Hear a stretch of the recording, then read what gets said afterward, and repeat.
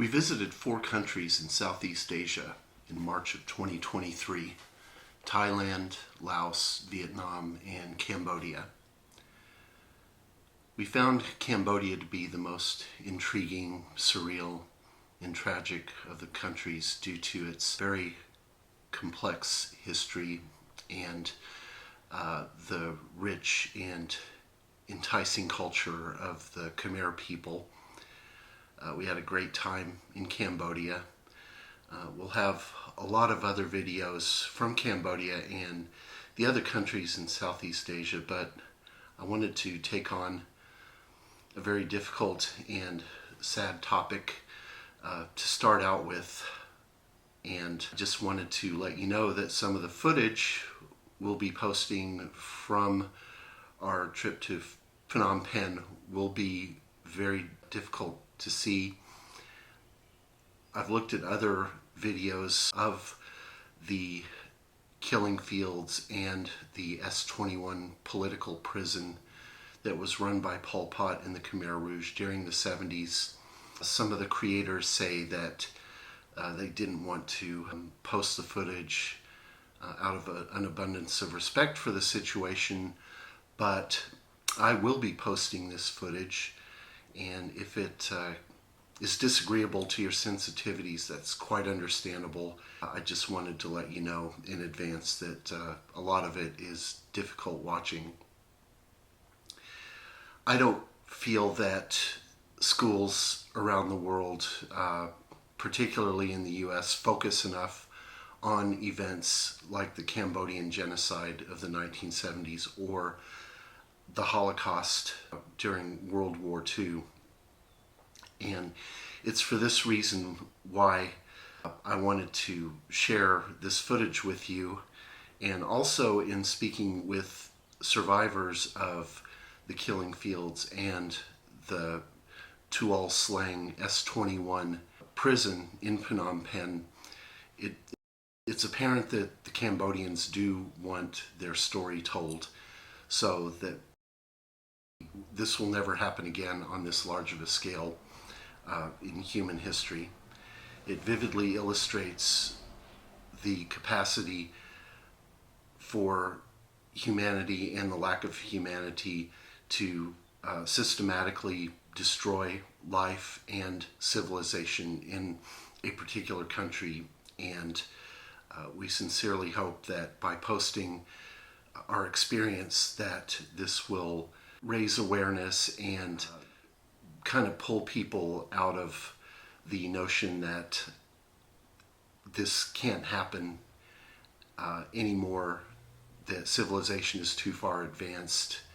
I don't feel that civilization is too far advanced to prevent something like this from happening again. As a matter of fact, the very swift and deadly Rwanda genocide of the 1990s is even closer in time by comparison.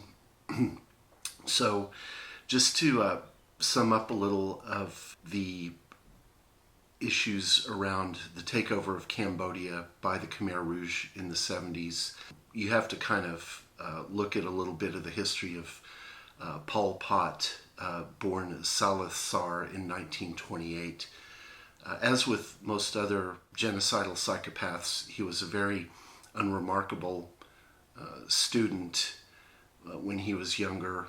He used his family's connections with the Cambodian monarchy to get into schools in Yugoslavia and France, for which he was not ultimately qualified.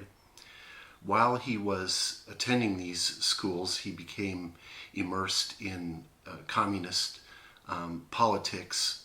He changed his name to Pol Pot, which was actually a compression of the term political potential. Oddly enough, I did not know that before we went to Cambodia. So once he returned from these studies, he became very indoctrinated into communist ideology and methodology, but not much else. He was a washout in his technical college classes in France. France was very eager to host students from its colonies like Cambodia so they could take a French education back to their colonies and maybe reflect the politics and the ways of thinking. But obviously in Pol Pot's case, that did not work out well at all, as under his reign 1.7 million to 2.3 million, representing a quarter of the Cambodian population, died under his and the Khmer Rouge's reign of terror. It was a situation that had been building up since the 1950s, when the French began clearing out of its colonies in Southeast Asia. The resulting vacuum caused anomalies like, dictatorial kings, enlightened despotic figures like Ho Chi Minh to take control of their respective countries, and the U.S.'s subsequent involvement to the French exit during the 50s and 60s wreaked greater havoc on the stability of the region. I'm of course not blaming the United States directly for the atrocities that occurred in Cambodia, but the instability as a result kind of laid the groundwork for things like this to be unfortunately enabled and get way out of control. We had a local guide in Cambodia named Mr. Ohm. You will meet him in this video, and he describes in graphic detail the goings-on at the Choeing Ek killing field, or genocidal center as they now refer to it, and the Tuol Sleng S21 political prison in Phnom Penh, where up to 20,000 to 30,000 Cambodians were interrogated, tortured, and then either executed or died of torture or starvation. This was a former middle school / high school in Phnom Penh that was converted to a political prison. And as you'll see by the upcoming footage, they really haven't changed much about the cells and the enclosures, and you'll see just how brutal and oppressive this prison was for the victims of the Khmer Rouge. As the Khmer Rouge regime wore on in the 1970s and Vietnam came closer to liberating the Cambodian population in 1979, there was a massive purge of Khmer Rouge government officials and soldiers in the north of Cambodia.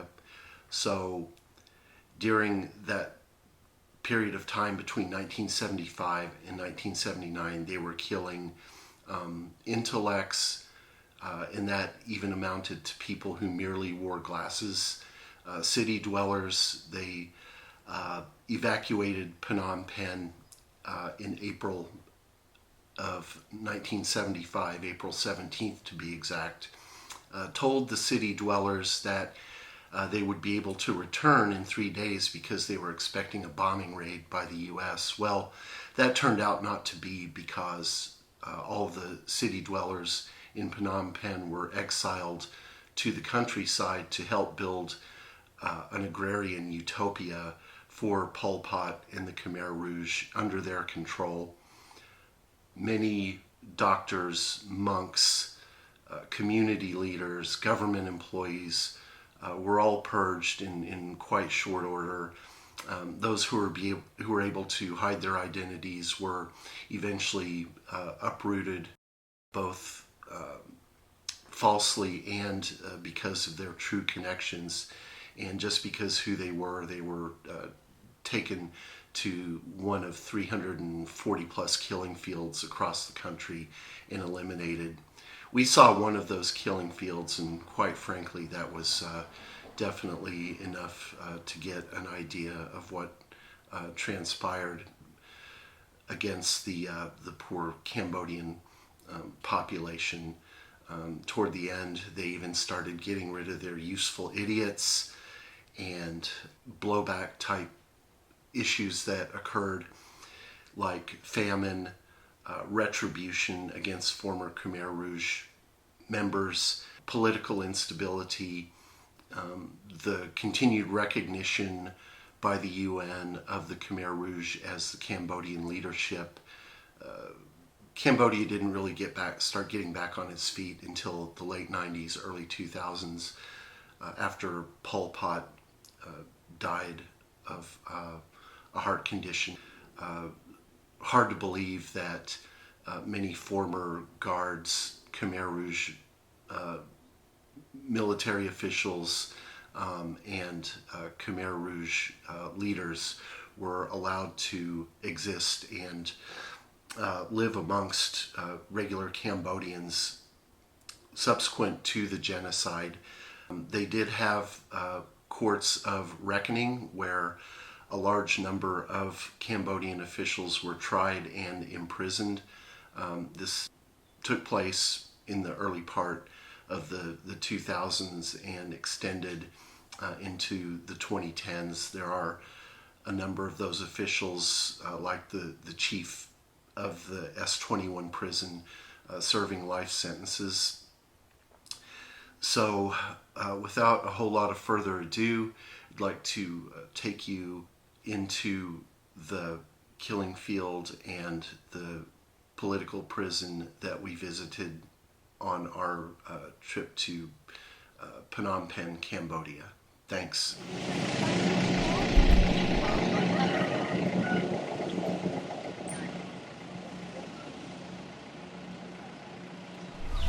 What they call this place?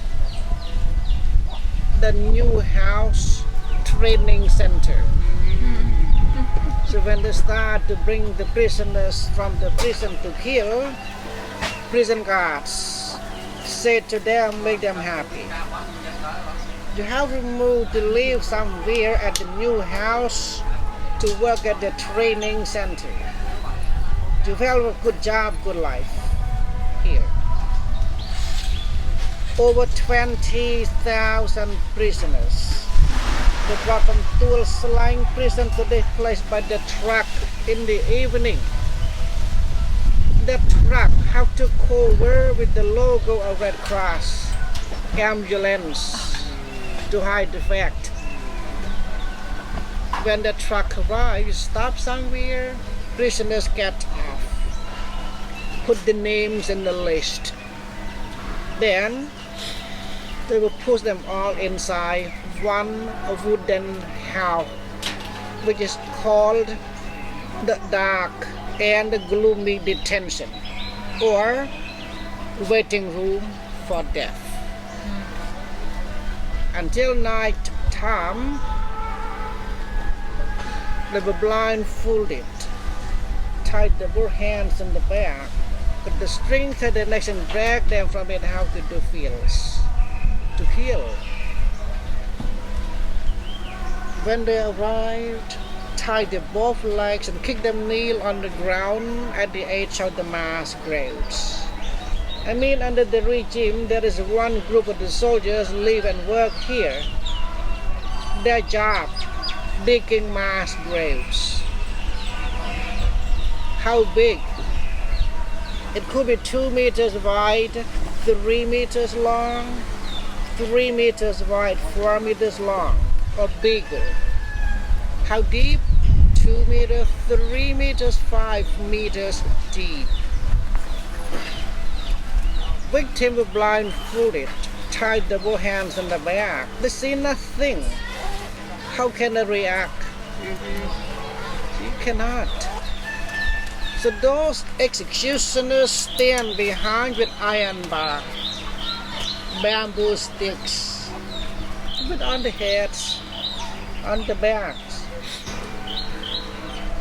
The victims are not yet died. They start to cut the throats. They cut the stomach and push them inside mass graves. Some of the mass graves are quite deep, not yet full, not buried. They do have chemical known as lime or DDT powders imported from China to pure over the dead bodies to stop the smell. You know why they have to stop the smell? Just in case people walk nearby smelling things suspicious. I mean, under the regime, the people that live in this village here, far away, just in case they walk to the rice field nearby, the smell reach to them, they will come to see. Until the mass grow full enough, buried. And these were all the educated professionals? Yes, yeah. 343 killing fields all over Cambodia. So this is just one among those, all in one wooden shelter.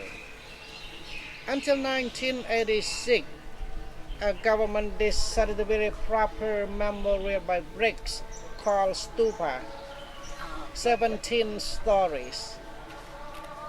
1988, the memorial was built. Then they remove all things from the shelter to keep in that stupa. You will see after of the clothes, skulls, and the bones on the top. Did the Khmer Rouge keep a registry of who was killed and where they were? They actually, before they escaped, they destroy everything. Even more here, teeth. What I mean is now we will stand over the killing fields. We have to walk over those pieces because this is the field of the 86 mass graves were excavated. All of these pits are the mass graves were excavated. Actually, in 1980, after excavate, all the mass graves still deep, around 2 meters deep. But because of rain every year, see, dusting again and again, all become very shallow.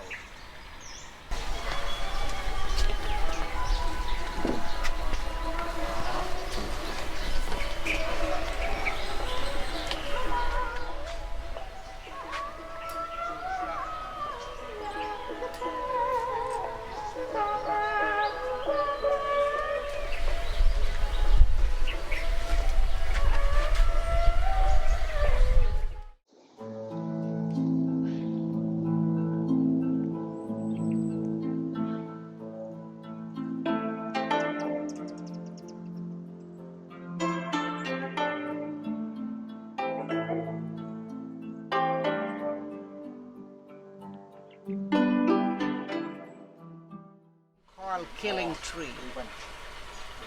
Or they will hold baby like this, thrown into the air when it was fall down. They will use thing which is very sharp as binocular stab and through to the mass grave.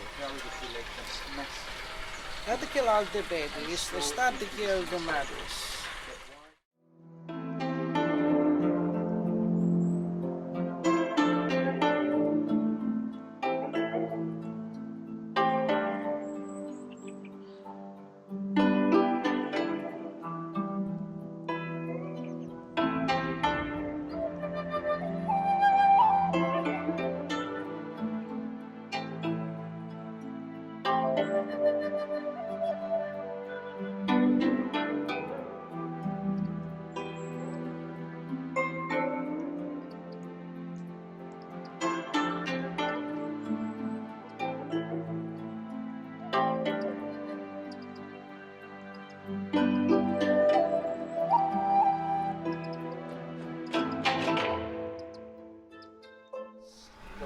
About the former prison.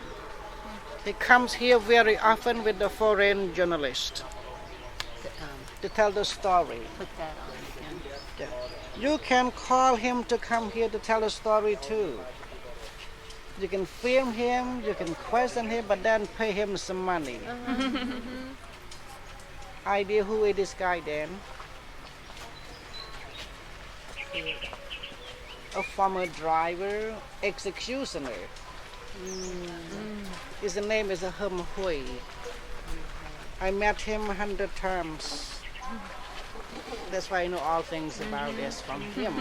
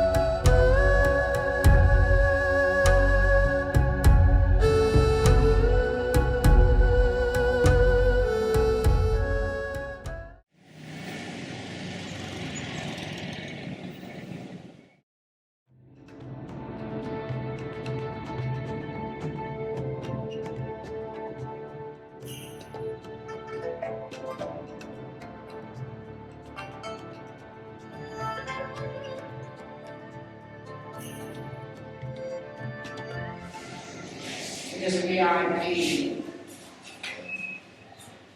The prisoner always in this island where everything am calm, I am barred, feet cuffed. 2 for both ankles and the lock somewhere. No one ever escaped. You know this iron box? This one from America for bullets. Under Pol Pot regime, it was used at the toilet. See, the prisoner had the toilet inside this iron box. Then they allowed to bring it out every 2 weeks. And there's still some blood remaining on the ceiling. You see on the ceiling some blood. Questions. Only VIP building they arrange everything in the room.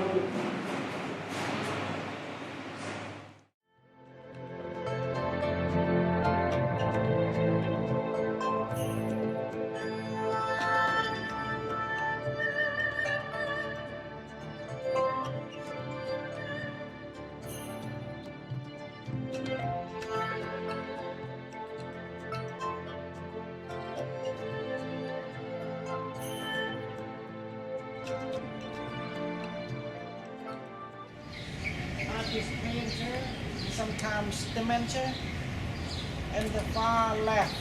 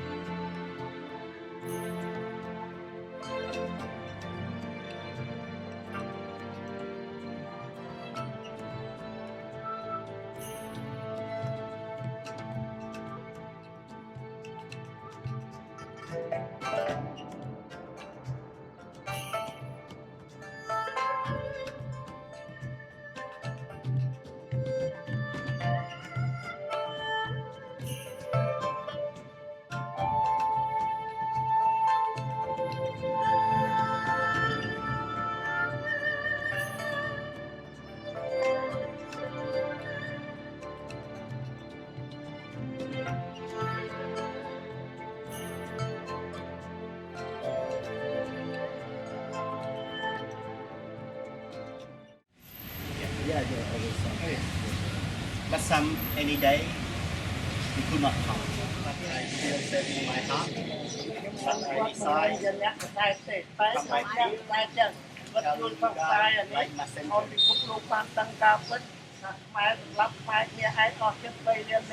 He was very angry because Khmer used to torture him. His body was bleeding and I got a solid chin to rub on it. That's why when he first met him, he was angry. He asked Khmer about his wife's information. Khmer told him that she was killed in the killing fields. How? Beheaded.